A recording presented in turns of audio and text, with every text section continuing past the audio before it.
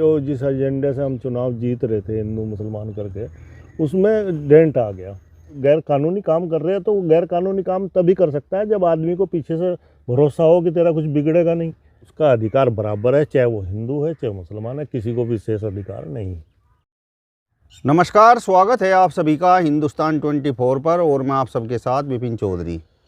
अभी गाजियाबाद में हिंदू रक्षा दल के लोगों ने हिंदुओं को तलवारें बांटने का काम किया।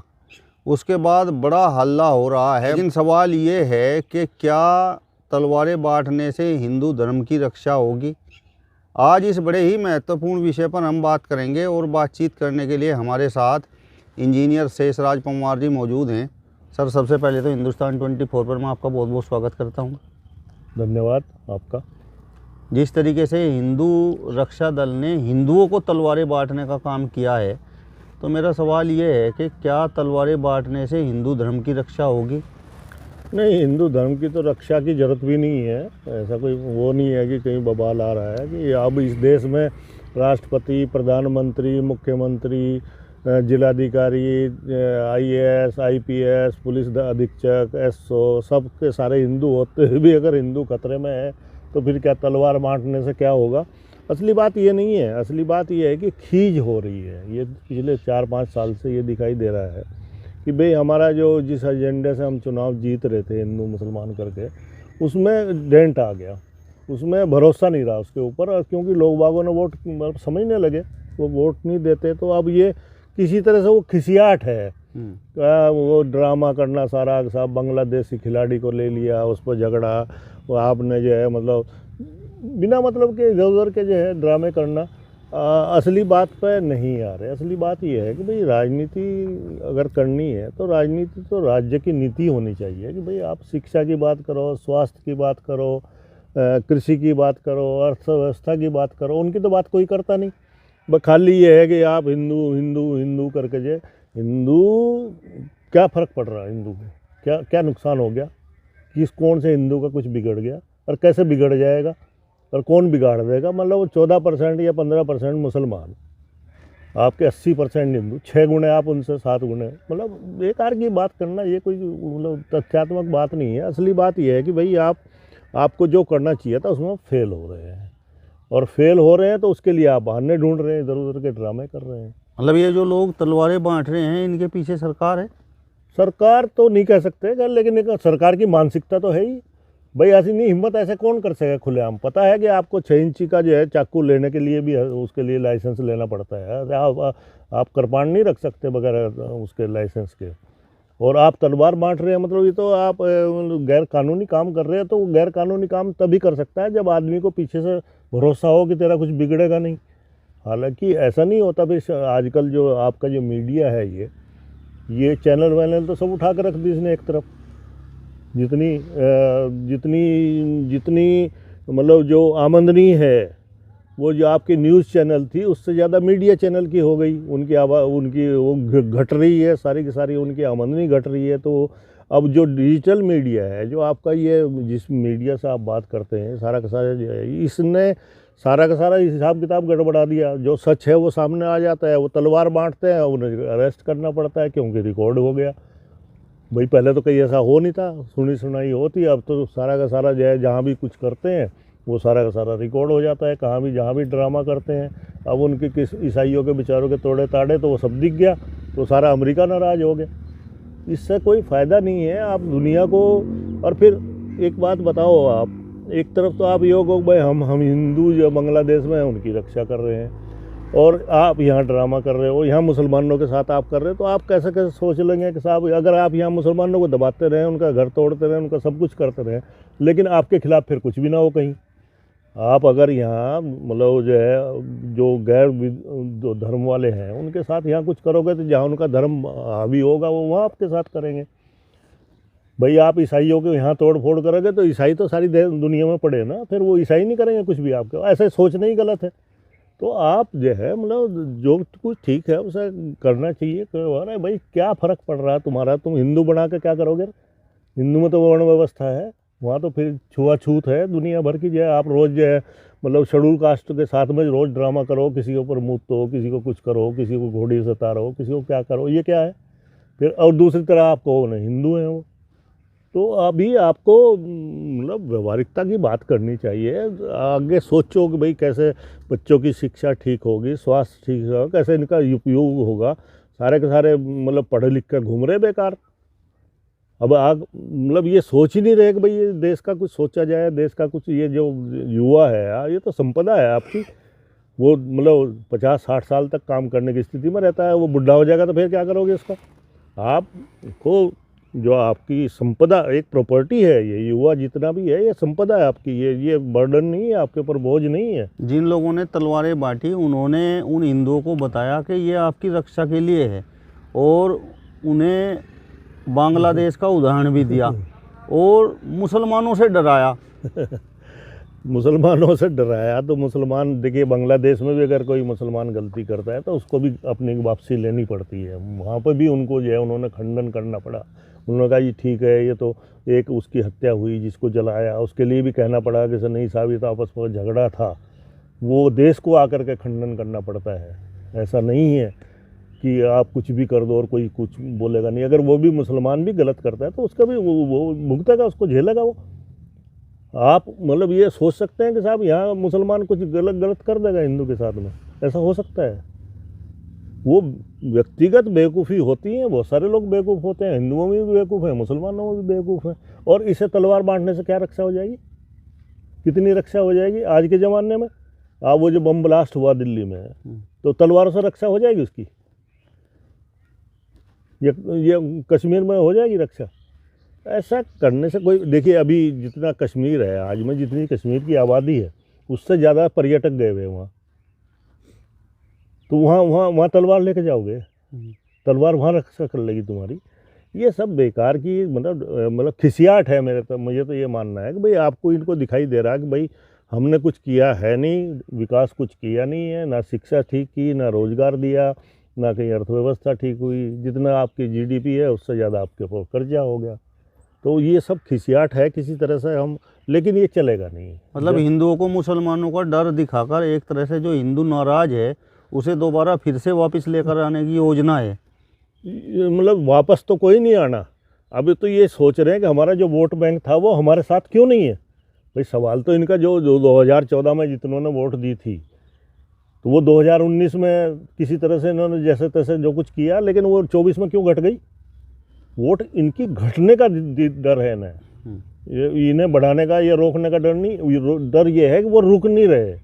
और रोकेंगे कैसे? आप ड्रामों से थोड़े ना रुक जाएंगे। अब इस तरीके की घटनाओं पर जब आप जैसे खासकर जो सनातन धर्म से जुड़े हुए लोग हैं वो आकर कैमरे के सामने बोलते हैं और इस तरीके से बोलते हैं कि भाई मुस्लिमों से हमें कोई ख़तरा नहीं है, तो वो तलवारें बांटने वाले हिंदू आप लोगों पर कमेंटों की बौछार करते हैं कि भाई देखिए किस तरीके के सनातनी हैं।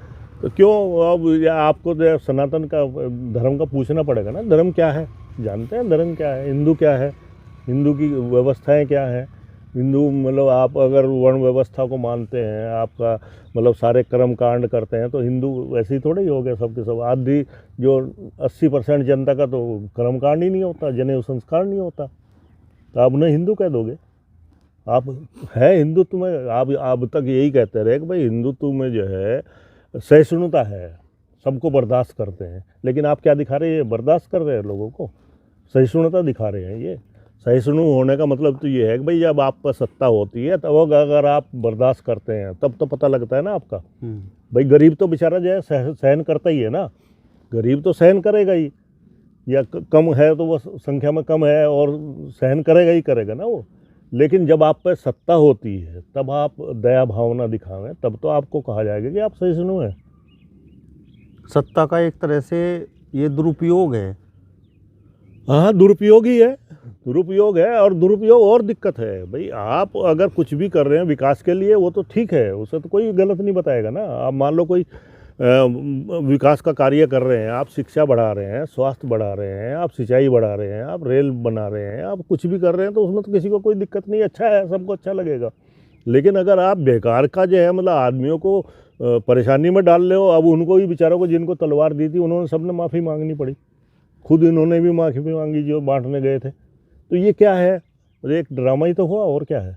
नहीं, आप बोल रहे हैं 14% और 80% की आप बात कर रहे हैं, लेकिन इन लोगों का कहना ये है कि आप कश्मीर का हाल देख लीजिए, क्या वहाँ पर जो हिंदू हैं उन्हें किस तरीके से वहाँ पर ना टॉर्चर किया ना गया, ना ना ना ना उन्हें ये वहाँ से देखिए, निकाला देखिए, गया। देखिए, देखिए, बंगाल का वो उदाहरण देते नहीं, हैं नहीं, कि मैं बता बंगाल देता हूँ में आप आपको। देखिए क्या आप होता है। सुनिए आप। पहली तो बात ये कहना कि साहब हिंदू का कश्मीर में नुकसान हुआ, ऐसा नहीं है। सिर्फ किसका नुकसान हुआ? जो शोषण करता है। आप याद करें, आप तो छोटी उम्र है, आपने बड़ों से पूछना, इस गांव से सबसे पहले कौन भागा? कौन भागा? लाला भागे। जो शोषण करते थे वो शहरों में भागे, गांव छोड़ करके। पंजाब में आतंकवाद हुआ 80 के दशक में, कौन भागा वहाँ से? लाला भागे, सिर्फ बनिए भागे वहाँ से। समझ रहे आप? वो तो सरदार ही थे, सरदारों को तो आप हिंदू ही मानते हैं। तो बनिया क्यों भागा वहाँ से? क्योंकि इसलिए कि जितना किसान पंजाब का पैदा करता था उसका सारा शोषण बनिया करता था। तो सबसे पहले जो शोषण करता है वो भागता है। कश्मीर से सिर्फ ब्राह्मण भागे, क्योंकि दुकानें में जो सेल्समैन थे वो तो मुसलमान थे, मालिक सारे के सारे ब्राह्मण थे। शोषण हो रहा था। तो और कब भागे? वो तो इन्हीं की सरकार थी, केंद्र में भाजपा के मंत्री थे, उसी समय भागे। तो ये कहना, और फिर आसाम में गण परिषद किसको कह रही थी? आसाम गण परिषद क्या नारा लगा रही थी कि हिंदुस्तानी कुत्तों वापस जाओ, असम गण परिषद। तो आप ये कहना कि साहब ये सब जगह सिर्फ मुसलमानों की डर से ही भागे, ऐसा नहीं है। नक्सलवाद में कौन है? नक्सलवाद में तो नक्सलवादी एक भी मुसलमान नहीं है। कोई भी नक्सलाइट आज तक दिखा दो कि मुसलमान हो। और किसे मारते हैं वो? सुरक्षा बलों को मारते हैं। नागालैंड में क्या था? मिजोरम में क्या था? वहाँ मुसलमान थे क्या? नहीं थे। तो इसलिए ये कहना कि साहब आप जो है मतलब सिर्फ मुसलमान से ही खतरा है, ये गलत बात है। डॉक्टर अम्बेडकर ने ये 42 में लिख दिया था, थॉट्स ऑन पाकिस्तान में लिख दिया था। वही अगर इनको यहाँ से मतलब अगर दो देश बनते ही हैं, वैसे गलत है, तो देश का विभाजन पूरा ही होना चाहिए। और अगर नहीं हुआ, मतलब मुसलमान यहाँ रह गए, तो फिर इनका डर दिखा करके मेरे समाज का शोषण किया जाएगा। सही में क्या हो रहा? शोषण किसका हो रहा? शोषण मुसलमानों का कुछ नहीं बिगड़ रहा, इस सरकार ने नहीं बिगाड़ा कुछ भी। नुकसान हो रहा आपका। ना आपकी शिक्षा ठीक हो रही, ना आपका स्वास्थ्य ठीक हो रहा, ना आपके बच्चे रोजगार मिल रहे, ना आपके देश की तरक्की हो रही। नुकसान तो देश का हो रहा ना, मुसलमानों का कोई नुकसान नहीं कर रही है। वो तो ड्रामा है खाली। बंगाल में हिंदुओं ने किसका शोषण कर लिया? बंगाल में लड़ाई किसकी होती है? हिंदू मुसलमान की नहीं होती। वहाँ पहले किसकी हो रही थी? कम्युनिस्टों की हो रही थी और तृणमूल कांग्रेस की हो रही थी। अभी भी देख लेना, मुसलमान कुछ नहीं करता वहाँ। मुसलमान किसी को नहीं डरा रहा, किसी को नहीं भगा रहा, किसी का झगड़ा नहीं हो रहा वहाँ मुसलमान का हिंदू के साथ। वहाँ झगड़ा हो रहा है हिंदुओं का, पार्टियों का होता है। तृणमूल कांग्रेस वाले कम्युनिस्टों को मारते हैं, कम्युनिस्ट इन्हें मारते हैं। देख लेना कभी चुनाव के बाद रिजल्ट देख लेना किसने किसको मारा। नस्ल भेद है यहाँ हिंदुस्तान में। नस्ल भेद है, ये समस्या है हमारे। हम गुलामी नस्ल भेद की वजह से हुए। अपने आप को श्रेष्ठ मानना। मान लो कोई चलो बुद्धिमान है, बहुत मेहनत करता है, बहुत अच्छा करता है देश के लिए, उसको श्रेष्ठ होने का गर्व है, उसको गर्व होना चाहिए, उसको तो गर्व होना चाहिए। लेकिन कोई जन्म से ही पैदा हो गया, मतलब चाहे उसके कर्म भी खराब हो, चाहे उसकी मतलब सारे सब कुछ गलत हो, बुद्धि भी ना हो, और फिर भी उसको श्रेष्ठ कैसे मान लें? तो नस्ल भेद तो गलत है। और ये अहंकार ही है जो सबसे बड़ी समस्या पैदा कर रहा है। हमारे देश में इस तरीके के भी आजकल नारे लग रहे हैं कि ना मुल्ला का ना काजी का, ये देश है वीर शिवाजी का। शिवाजी के जो पोते हैं उनको किसने मारा? पेशवाओं ने मारा। पेशवा कौन है? हिंदू नहीं है। शिवाजी की वंशावली किसने नष्ट की? शिवाजी की सत्ता किसने छीनी?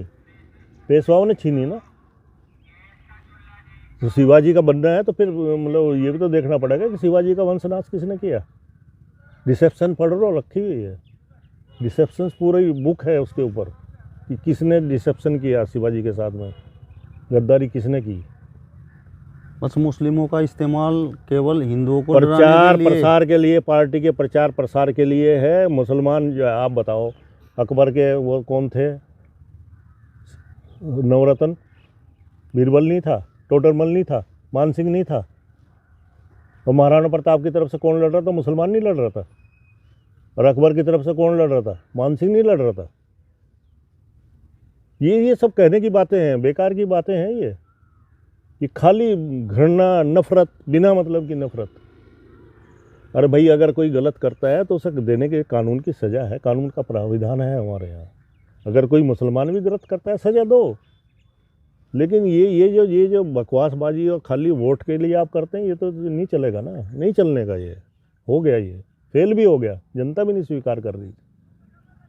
क्या जितना अधिकार हिंदुओं का इस देश पर है, मुस्लिमों का उतना अधिकार नहीं है? देखिए भाई, हमारा संविधान में सबको बराबर, जो इस देश में पैदा हो गया, जो यहाँ का नागरिक है, उसका अधिकार बराबर है, चाहे वो हिंदू है चाहे मुसलमान है। किसी को विशेष अधिकार नहीं, सबको बराबर का अधिकार है और होना भी चाहिए। और इससे क्या फ़र्क पड़ रहा है भाई, हिंदू का अधिकार है या मुसलमान का अधिकार है? सबका बराबर का अधिकार है, सबको अधिकार होना चाहिए, सबकी वो होनी चाहिए, सबका विकास होना चाहिए। मुसलमान भी जो यहाँ पैदा हो गया, वो तो जो 60-70 साल जिएगा तो खाएगा भी नहीं यहीं से। उसका भी विकास होना चाहिए, उसका भी सदुपयोग होना चाहिए, उसका इस्तेमाल होना चाहिए। जो भी, चाहे मुसलमान के बच्चे हैं चाहे हिंदू के बच्चे हैं, उनका डेवलपमेंट होना चाहिए, उनको यूज़ करना चाहिए विकास में। चलिए, तो इंजीनियर शेषराज परमार जी को आपने सुना। फिलहाल इस वीडियो में बस इतना ही। अगली वीडियो में फिर आपसे मुलाकात होगी। तब तक बने रहिए हिंदुस्तान 24 के साथ। नमस्कार।